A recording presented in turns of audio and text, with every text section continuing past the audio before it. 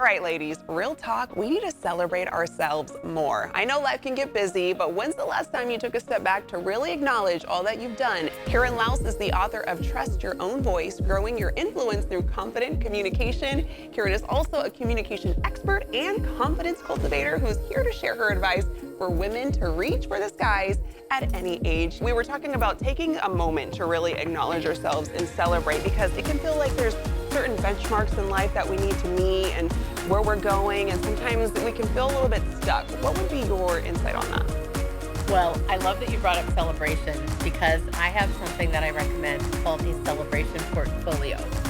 This is something that most of us, like you said, we don't take the time to do it enough. And it is a compilation of either nice words, things that people have said about you, cards that you've received, and make a list of your accomplishments and put it all in that one place, so that when you are feeling some of that imposter syndrome, or maybe you are feeling stuck and you go, hey, I want to remember how amazing I am. That is a great place to start. Okay, what about the hardworking moms out there? What's your advice for them? Oh, such a thankless job, being a mom. The biggest thing is to recognize that you are doing the hardest job on the planet. And the advice that I would offer is to take that time for yourself by asking for what that would look like. Who could help? So often we feel uncomfortable asking for help because we don't want to bother people, we feel awkward about it.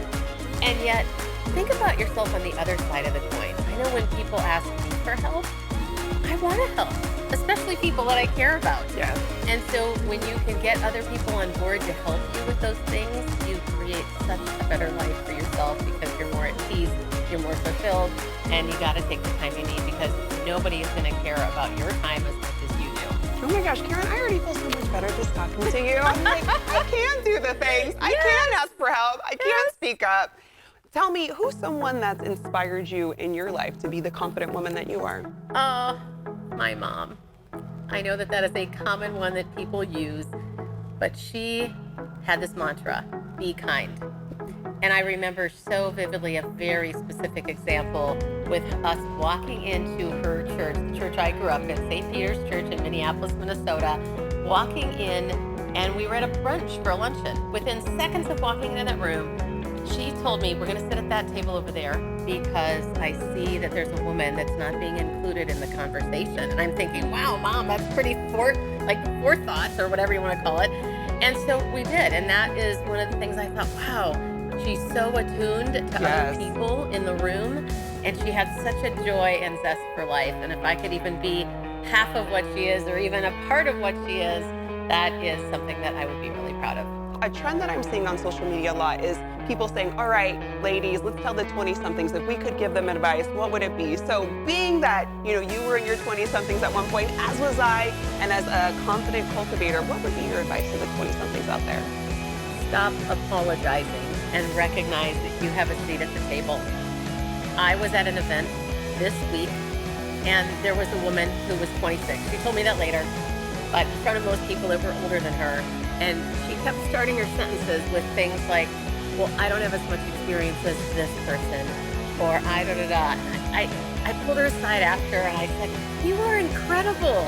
You've got to stop outing yourself. So I always tell people, don't out yourself.